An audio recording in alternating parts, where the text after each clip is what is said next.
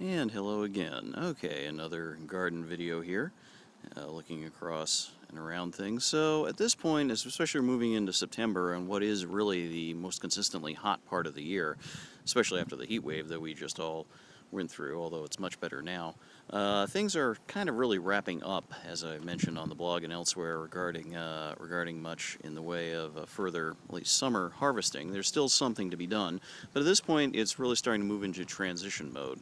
So what you can see right here is that the roses pretty much, continue to bloom. We still have quite a few new blossoms coming in, as you can see, right there and along the way, and so we'll be doing trimming of that, and more down here. You can see we still have some of the society garlic going, although a number of the blossoms themselves have sort of gone or burnt out, and that's to be expected perhaps, but again, rose is doing well, and so we'll be collecting more of those.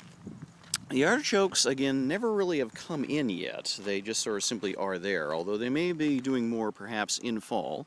So we're continuing to water them. If nothing else, it's sort of a long-term thing. If it doesn't work out for this year fully, well, there's always next. Meantime, we did have a little dinner get-together on this past Saturday. We'll be looking to do some improvement with this section right here. We're going to be sort of doing the equivalent of what's done in the sort of far section over there, which is to lay down sort of industrial strength garbage bags, quite literally, as a liner to prevent all the weeds coming through. Because weeds pretty much just constantly are growing up, little patches of them. You can see here, and some sort of in the shadow right there, and there are much more besides. And with the rains coming, it's just smarter for us to go ahead and just again lay down some of the stuff, put the bark on top of it, and have that be sort of a little guard against all that stuff coming up. Makes everything look nicer, and it'll put it more on the level of the other plot over there. And stepping over to there, as you can see, the one big pumpkin we've got left, still there, and it's still attached to some extent to the green growing stuff. And we do have, looking over at the source of the pumpkin, a couple of flowers that are still, sort of thinking about coming out. So we may yet have more in the way of pumpkins along the line. But the sort of big stuff is gone, as you can see over there. That's now totally empty. The one pumpkin that was there was taken and carved up last week, and apparently the fruit didn't do much good, the actual rind, the gourd, but the seeds themselves have been saved, and we'll save those for later things. That's over at Stripey's place.